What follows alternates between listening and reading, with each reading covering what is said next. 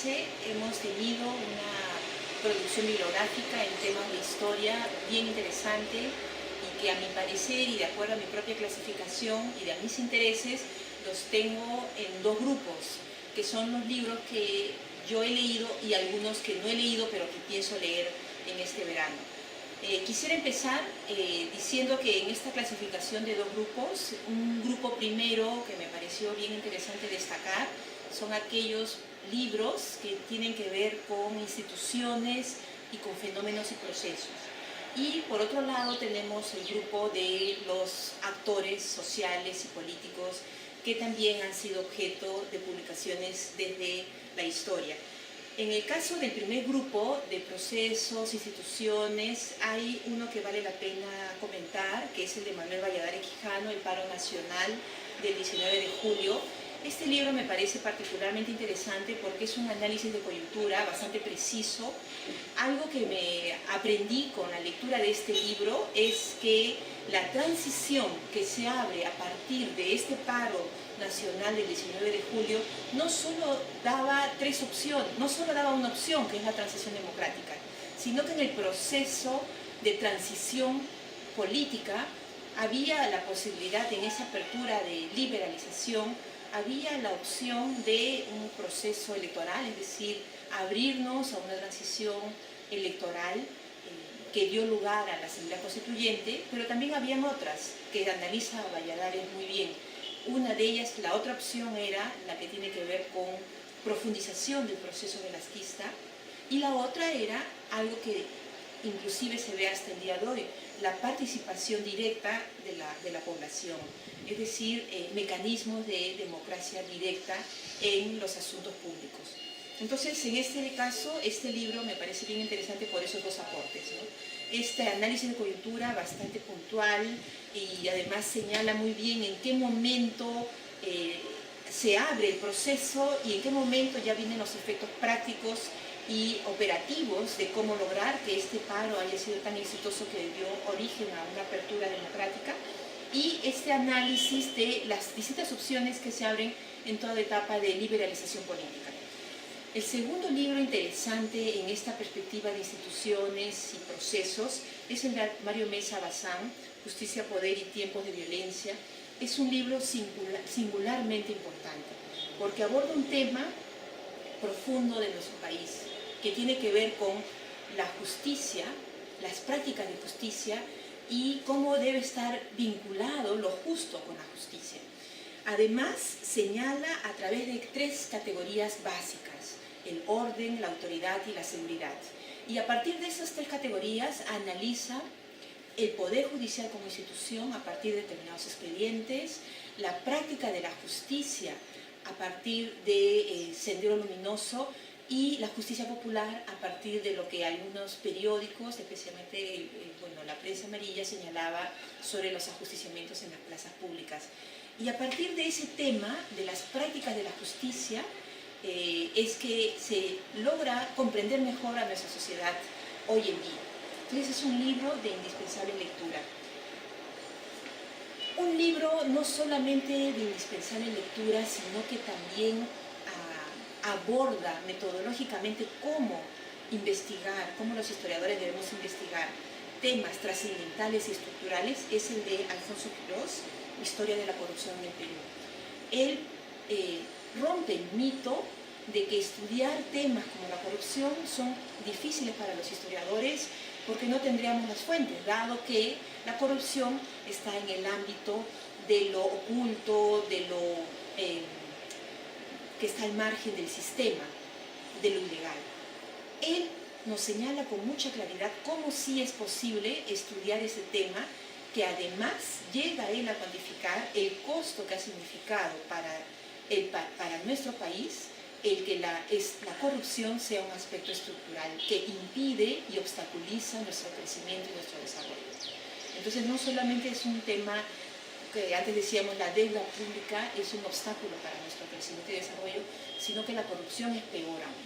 De acuerdo a sus cálculos, nosotros hemos perdido el 50% de nuestras oportunidades porque la corrupción es estructural en nuestro país. Entonces es un libro de indispensable lectura que no solamente debe ser leído por los historiadores y los académicos, sino que debe ser leído por nuestras élites, por los partidos políticos, por los medios de comunicación, por todas aquellas personas que nos interesamos en construir un país mejor.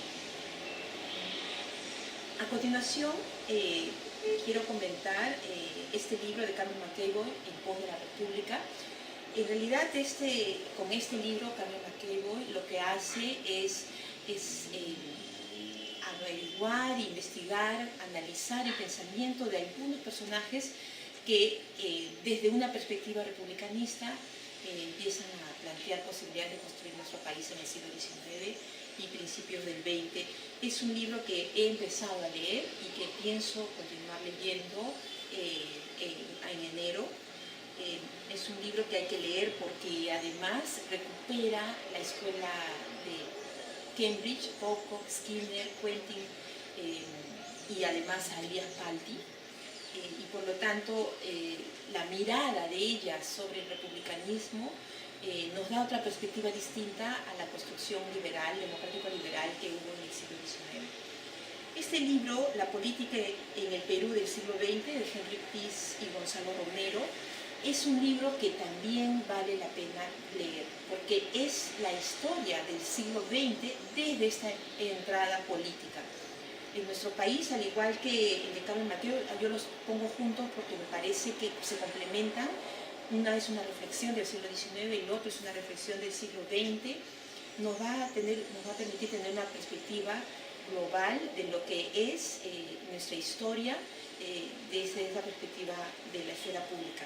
Entonces, como ustedes pueden ver, de estos 5 libros que he mencionado hasta ahorita, son todos temas que tienen que ver con aspectos institucionales, político-institucionales y que abordan temas estructurales muy importantes, el tema de la justicia, el tema de la corrupción, el tema de la construcción y de los hitos principales de nuestra historia política, que se puede ver desde una perspectiva coyuntural o como desde una perspectiva de larga duración, como es el estudio de McEvoy y de Pease y Romero. Pasemos ahora a los actores sociales y políticos de nuestra historia. Estos actores pueden ser individuales o pueden ser colectivos. Y en esa perspectiva yo considero importante revisar 7 textos. El primero tiene que ver, bueno, con nuestro maestro Miguel Maticorena. Él, con mucho esfuerzo y mucho empeño, publicó este año Documenta Histórica en la Universidad de San Marcos, que tiene un conjunto de estudios de personajes y de instituciones, pero especialmente de personajes. Y aquí lo que vale es el reflejo del propio autor, del propio compilador, porque él siempre ha sido un gran difusor. Él es una persona que tiene años organizando eventos, convocando gente ya consolidada y gente que está empezando su carrera profesional en la historia.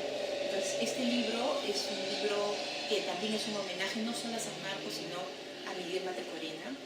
El siguiente libro es el de Carlos Pardo Figueroa Tais, Gitanos en Lima. Yo tuve la oportunidad de conocer a Carlos cuando él estaba empezando sus estudios sobre gitanos en Lima, y como yo, muchos de nosotros decíamos qué difícil debe ser estudiar este grupo, sobre todo si él no tenía contactos iniciales con ningún grupo gitano, pero él ha logrado, a partir de un estudio muy profundo, identificar cómo es las características de este grupo social, los 3 principales grupos que hay aquí, y es una lectura que vale la pena mirar. Este texto, Los Romero, Fe, Fama y Fortuna, de Francisco Durán, no lo he leído, pero quiero leerlo ahora en verano. Los Romero, yo tuve oportunidad de hacer un pequeño artículo sobre los Romero y me quedé justo con la sensación que tiene Francisco Durán, de que es una familia que hay que estudiar. Primero por el recorrido y además la capacidad de abrirse a otras inversiones, pero de acuerdo a lo que plantea Francisco Durán también, porque es una familia que nos permite conocer cómo familia y empresa están unidas y además cómo resuelven el tema de la sucesión. El tema de la sucesión en empresas grandes de envergadura como esta es clave, porque si no resuelven el tema de la sucesión pueden perder como familia y perder esa relación empresa-familia, o simplemente esa empresa ya no sigue creciendo. Entonces es un libro que yo voy a leer en las próximas semanas. Este libro de Alicia del Águila, La ciudadanía corporativa, políticas, constituciones y sufragio en el Perú, me parece que es un libro bien importante. Analiza justamente los aspectos corporativos de la ciudadanía en el siglo XIX y cómo nos vincula a este cuerpo social tan importante en esta época como la iglesia, las comunidades indígenas, los militares, los gremios, y vincula con mucha inteligencia este tema del tributo indígena con la ciudadanía corporativa. Y cómo cuando empieza a debilitarse la tributación, también empieza a debilitarse la participación indígena en los espacios públicos. Es un libro que yo tuve la suerte de participar como jurado en la sustentación de tesis de doctorado de Alicia del Águila, y después es un libro tan interesante que lo hemos discutido en un curso de actualización para obtener el título de historia, porque es un libro de imprescindible lectura para aquellos que nos interesa estudiar a nuestra construcción ciudadana. A continuación hay dos libros que me parecen bien interesantes y que vale la pena leerlos. Uno de Scarlett O'Fellan Godoy, Mestizos Reales en el Virreinato del Perú, Indios Nobles, Caciques y Capitanes de Mita, y que yo lo leería junto con el tercer volumen de la colección Pensamiento Educativo Peruano, Escuela de Obediencia y Memoria del Inca, de 1746 a 1818, que fue escrito por Manuel Burgo y Pablo Macera. ¿Y por qué lo leería juntos? Porque abordan el mismo tema, el mismo periodo, y porque tiene que ver justamente con este aspecto de la memoria del Inca y de la figura de los incas durante la colonia. Entonces son textos para aquellos que nos interesa ver los aspectos estructurales de nuestra memoria, de nuestros símbolos. Los incas son justamente un símbolo que va a estar muy presente y que no solamente va a ser restrictivo para las élites de las canacas reales, sino para todos los caciques y liderazgos indígenas de ese periodo y que hasta el siglo XIX estaban muy presentes.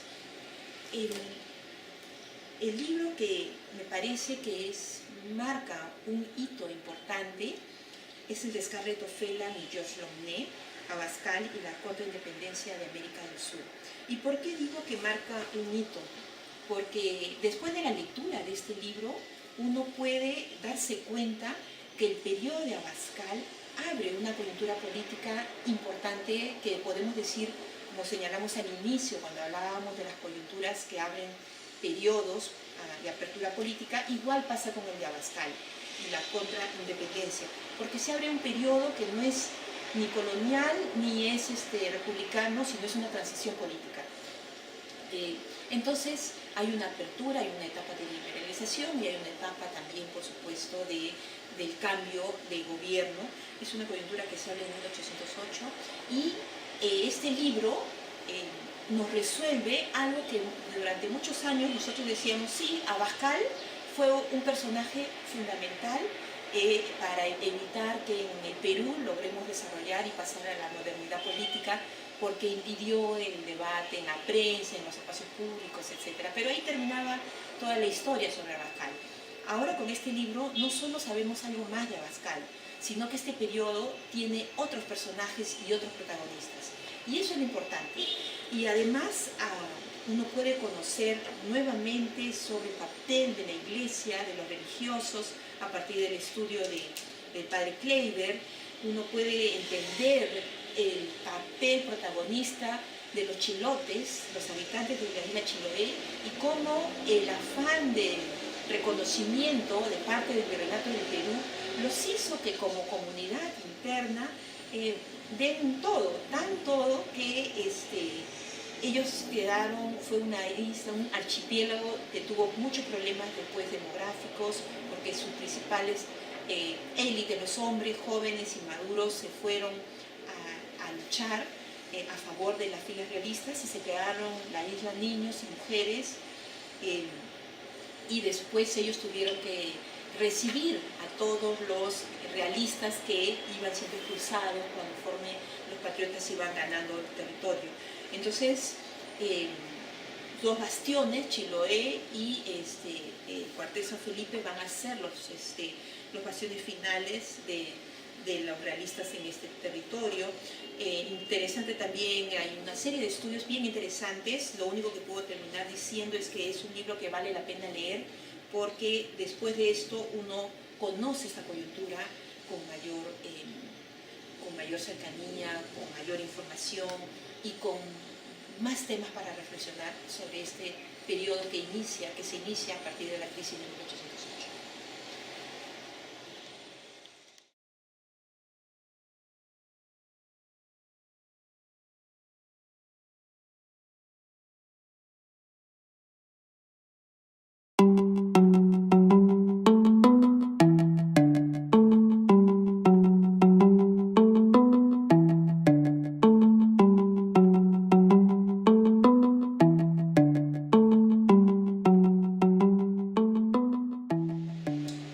En el año 2013 hemos tenido una producción bibliográfica en temas de historia bien interesante y que, a mi parecer y de acuerdo a mi propia clasificación y de mis intereses, los tengo en dos grupos, que son los libros que yo he leído y algunos que no he leído pero que pienso leer en este verano. Quisiera empezar diciendo que en esta clasificación la historia. En el caso del primer grupo de procesos, instituciones, hay uno que vale la pena comentar, que es el de Manuel Valladares Quijano, El paro nacional del 19 de julio. Este libro me parece particularmente interesante porque es un análisis de coyuntura bastante preciso. Algo que me aprendí con la lectura de este libro es que la transición que se abre a partir de este paro nacional del 19 de julio no solo daba una opción, que es la transición democrática, sino que en el proceso de transición política había la posibilidad, en esa apertura de liberalización, de dos grupos. Un grupo primero que me pareció bien interesante destacar son aquellos libros que tienen que ver con instituciones y con fenómenos y procesos. Y por otro lado tenemos el grupo de los actores sociales y políticos que también han sido objeto de publicaciones desde